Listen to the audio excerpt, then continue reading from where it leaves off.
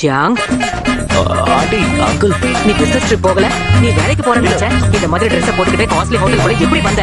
இருங்க நான் கொஞ்சம் ஒரு சொல்றேன். நிமிஷம் இருப்பா. இந்த பொண்ணு யாரு? நீங்க ரெண்டு பேரும் யாரு? நாங்க பிளைண்ட் டேட்டிங்க்கு வந்திருக்கோம். இல்ல அப்படி இல்ல. இது blind date ஆ? அப்ப உடனே மோசமான உனக்கு வெக்கமா இல்ல?